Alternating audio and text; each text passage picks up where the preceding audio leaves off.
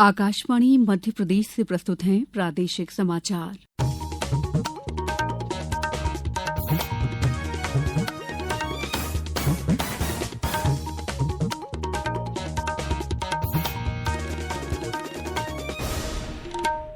नमस्कार, समाचारों के साथ मैं दीपा सिंह। सबसे पहले मुख्य समाचार।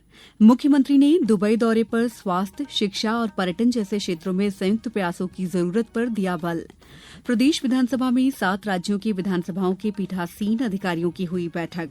सावन का पहला सोमवार आज शिवालयों में श्रद्धालुओं की उमड़ी भीड़। और अगले 24 घंटों के दौरान प्रदेश के 40 जिलों में भारी बारिश का अलर्ट। अब समाचार विस्तार से। मुख्यमंत्री डॉ मोहन यादव ने 3 दिवसीय दुबई दौरे के दूसरे दिन आज औद्योगिक, अधोसंरचना, स्वास्थ्य, शिक्षा और पर्यटन जैसे क्षेत्रों में संयुक्त प्रयासों की आवश्यकता पर बल दिया है। पेश है एक रिपोर्ट। दुबई यात्रा के दूसरे दिन chief minister doctor Mohan Yadav ने यूएई के विदेश व्यापार मामलों के राज्य मंत्री डॉक्टर थानी बिन अहमद अल ज़यूदी से मुलाकात की। इस बैठक में Bharat UAE comprehensive economic partnership agreement और I2U2 सहयोग ढांचे के माध्यम से मध्य प्रदेश में निवेश के नए अवसरों को खोलने पर चर्चा हुई। मुख्यमंत्री ने राज्य की मजबूती को उजागर किया। मजबूत औद्योगिक ढांचा, सहयोगी नीतियां और अनुकूल कारोबारी माहौल जो इलेक्ट्रिक व्हीकल, वस्त्र, दवा या स्मार्ट मैन्युफैक्चरिंग, नवीकरणीय ऊर्जा और फूड प्रोसेसिंग जैसे क्षेत्रों में फैला है। ग्रू सोलार के डायरेक्टर और सीईओ विनय तठानी ने बताया कि उनकी कंपनी ने अब तक मध्य प्रदेश में 3,000 करोड़ रुपए की निवेश किया है और आने वाले वर्षों में इसे 10,000 करोड़ रुपए तक बढ़ाने की योजना है। डॉक्टर यादव ने जैन इंटरनेशनल ट्रेड ऑर्गेनाइजेशन जिटो के चेयरमैन मुकेश वोरा से भी मुलाकात की। इस बैठक में उन्होंने दुबई में एक नया MP जिटो निवेश मंच शुरू करने का फैसला किया। ये साझेदारी आधुनिक उद्योग, लॉजिस्टिक्स और स्वच्छ ऊर्जा में नए प्रोजेक्ट शुरू करने में मदद करेंगी। विनोद कुमार, आकाशवाणी समाचार, दुबई। मध्य प्रदेश विधानसभा में आज 7 राज्यों की विधानसभाओं के पीठासीन अधिकारियों की समिति की पहली बैठक हुई।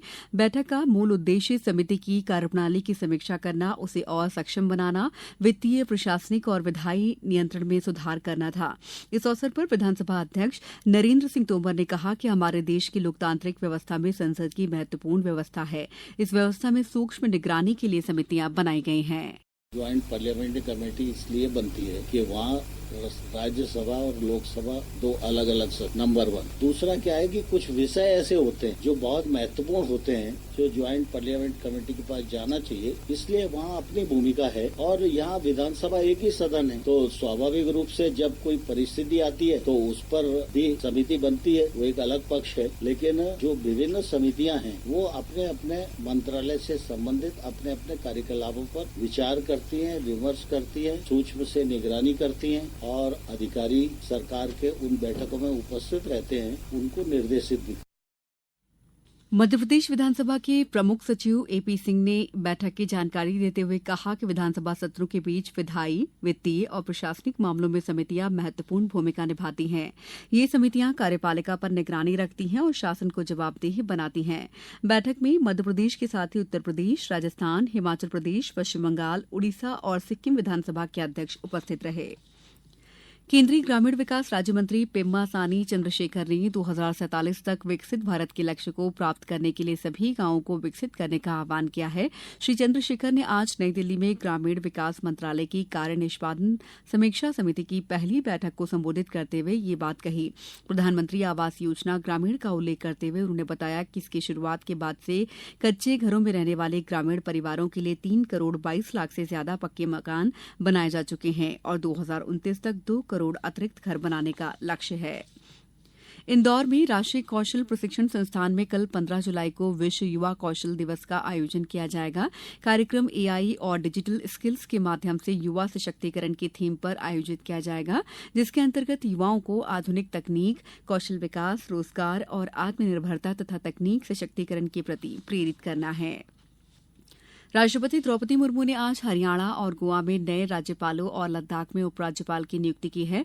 पूर्व नागरिक विमानन मंत्री पुष्पापति अशोक गजपति राजू को गोवा का राज्यपाल नियुक्त किया गया है।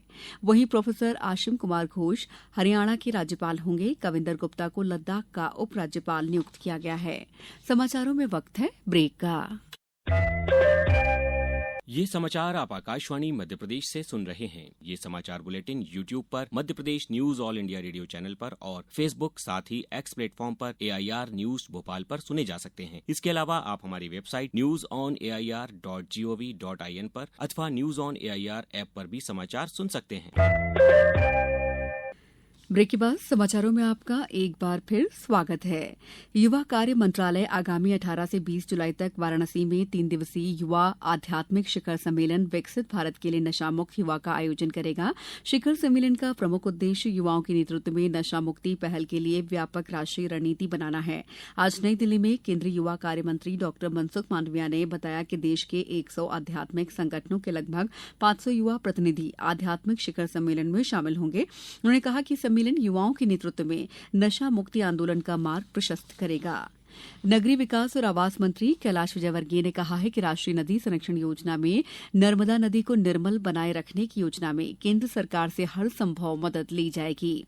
आज भोपाल में निर्मल नर्मदा योजना की समीक्षा बैठक में उन्होंने कहा कि प्रदेश की जीवन रेखा नर्मदा नदी को निर्मल बनाए रखने के लिए राज्य सरकार प्रतिबद्ध है। इस योजना पर पहले चरण में 2,459 करोड़ रुपए खर्च किए जाएंगे।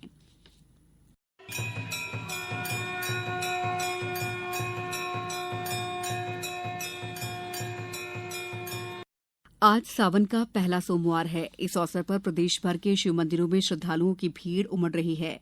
उज्जैन में आज भगवान महाकाल की पहली शाही सवारी निकाली जा रही है। उधर खंडवा जिले की तीर्थनगरी ओमकारेश्वर में श्रावण माह के पहले सोमवार को आज भगवान ओमकारेश्वर और भगवान ममलेश्वर की सवारी निकाली जा रही है।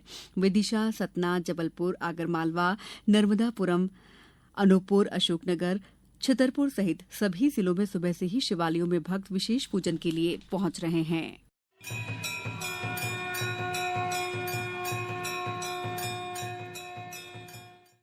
प्रदेश में बारिश का सिलसिला जारी है। कई जिलों में भारी बारिश के कारण जनजीवन अस्त व्यस्त है। लगातार हो रही वर्षा से नदियों और तालाबों का जलस्तर बढ़ गया है। सीहोर जिले में दिन भर रुक रुक कर बारिश का दौर जारी रहा। खंडवा जिले में गत 24 घंटों में 4 मिलीमीटर औसत वर्षा दर्ज की गई है। शिवपुरी जिले में लगातार बारिश का क्रम जारी है। इसी बीच जिले से निकलने वाली सिंध नदी में पानी बढ़ने के बाद इस नदी पर बनाए गए अटल सागर मड़ीखेड़ा बांध के 6 गेट खोल दिए गए हैं। मौसम विभाग ने अगले 24 घंटों के दौरान प्रदेश के 40 जिलों में भारी बारिश का अलर्ट जारी किया है। अब कुछ समाचार संक्षेप में।